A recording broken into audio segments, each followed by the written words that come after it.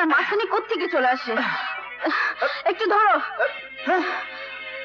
দেখুন মেম সাহেব, রাস্তাটা আপনার কিংবা আমার কারো বাবারই নয়, সুতরাং সাবধানে চলবেন।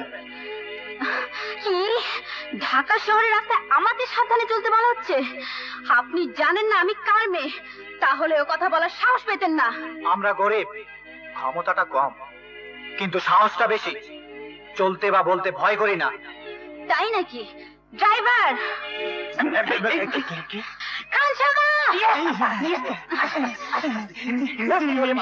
এই লোকটাকে ধরে ড্রেনে ফেলে দিয়ে আয়। ফেলে দিচ্ছি।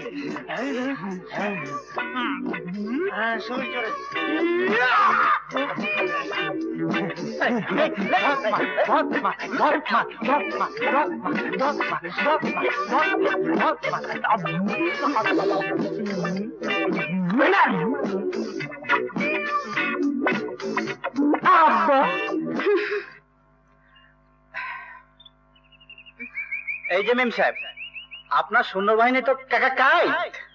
খুলুন। কি হলো? খুলুন।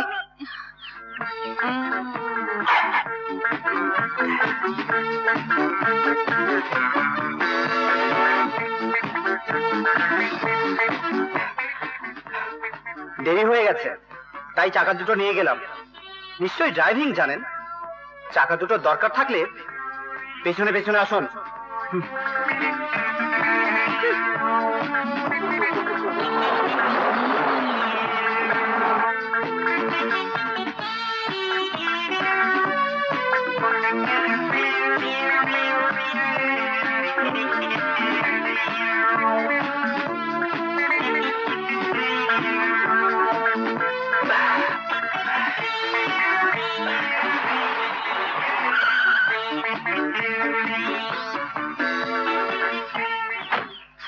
এসেছিস বাবা? হ্যাঁ মা। এমন একজন বেয়াদব ছিলেন মা আপনি? কি হয়েছে? আমার স্কেটিং এর চাকা নিয়ে এসেছে। আমি মাজার থেকে ফিরছিলাম মা, আর এই মেম সাহেব এসে ধাক্কাটা ফেলে দিয়েছে। আহা, ও নিশ্চয়ই তোকে দেখেনি। বাইফোকাল চশমা, কাছে কিংবা দূরে দুটোই ভালো দেখতে পাবেন। কিছু মনে করো না মা, ও একটু পাগলাটে। তাহলে পাগলা গারদেই পাঠিয়ে দিন।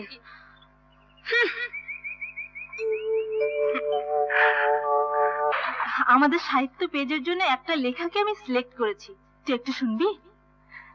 মেয়েটির লেখার হাত বড় চমৎকার। অত বড় লেখা পড়া বা শোনার ধৈর্য আমার নেই, ভালো মনে করলে ছাপিয়ে দে। একটু শোন না। মেয়েটি স্কেটিং করতে করতে আমার উপর এসে পড়ল। মনে হলো একটি গোলাপের পাপড়ি যেন বাতাসে ছুটে এসে আমাকে স্পর্শ করলো। ওকে আমি রাগাচ্ছিলাম, কেননা জীবনে এই প্রথম একটি মেয়েকে দেখলাম যে রাগ করলে সুন্দর লাগে। মাঝখানের অংশ বাদ দিয়ে পড়ছে, শোন। গাড়ি নিয়ে মেয়েটি ধাওয়া করতে করতে একেবারে গলির ভিতরে চলে এলো। সামনে পড়লো মা। মেয়েটির অভিযোগে মা হাসেন, বলেন ও নিশ্চয়ই তোকে দেখেনি। আমি এক মুহূর্তে আমার মার চশমাটা খুলে তার চোখে পরিয়ে দিলাম। আরে রে, এই তো আমারই গল্প মনে হচ্ছে। তা না হলে কি আর পড়ছে?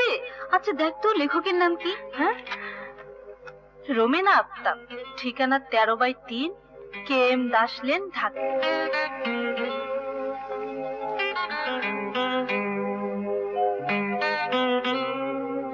এটা কি 13/3 বাসা?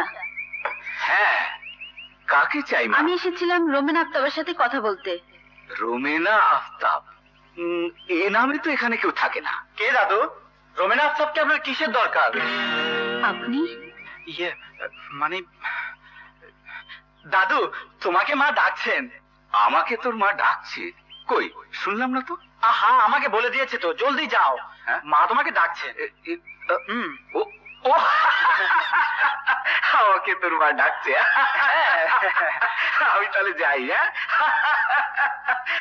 বুঝেছি বুঝেছি, আমাকে ওর মা ডাকছে। চলুন, ওদিকে চলুন। হ্যাঁ, এবার বলুন কি ব্যাপার? তাহলে রোমেনা আফতাবের ছদ্মনামেই আপনি আমার পত্রিকায় গল্প পাঠিয়েছিলেন?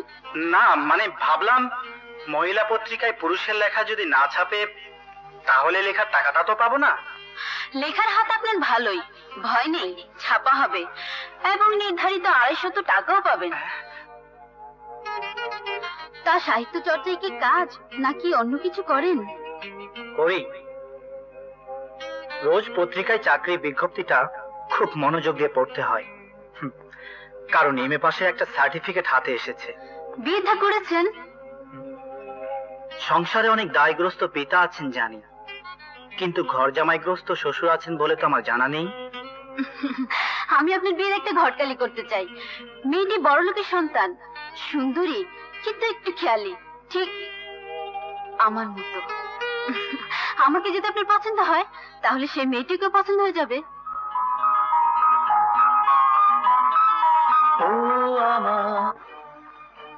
যা আমার স্ট্যাটাসকে ছোট করে দেবে।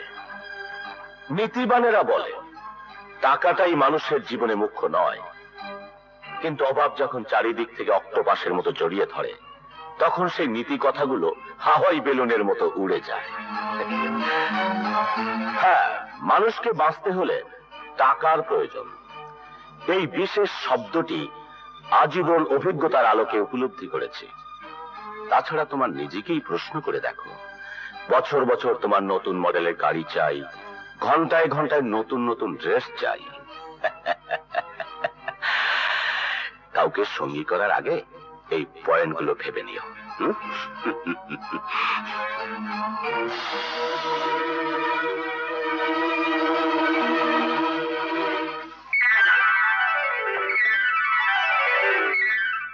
লেখাপড়া জানালো, শেষ পর্যন্ত তো লেবার আন্দোলন শুরু করবেন।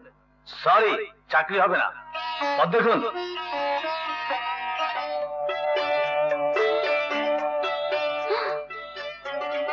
নীলা, এই বুঝি তোমার আসার সময় হলো?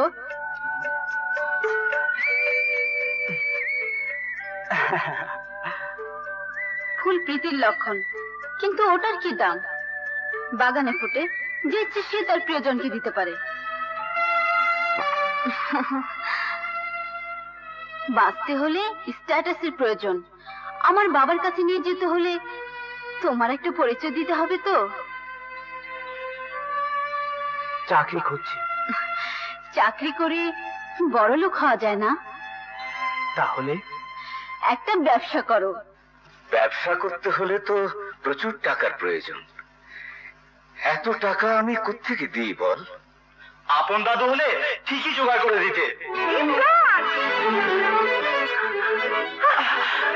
এত বড় কথা বলতে তোর মুখে বাঁধলো না? কেন বাধ্য?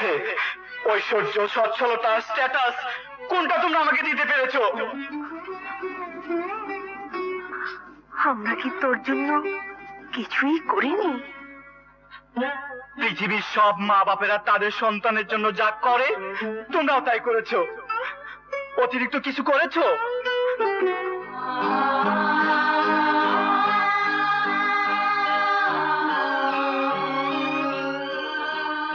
ওকে চড় মারাটা তো ঠিক হয়নি মা।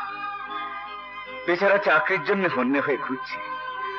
ব্যবসার টাকা দিতে পারলাম না, সে তো আমাদেরই অক্ষমতা। ওর কি দোষ? জীবনের জুয়া খেলায় আমি আরেকবার হেরে গেলাম বাবা, আমি আরেকবার হেরে গেলাম।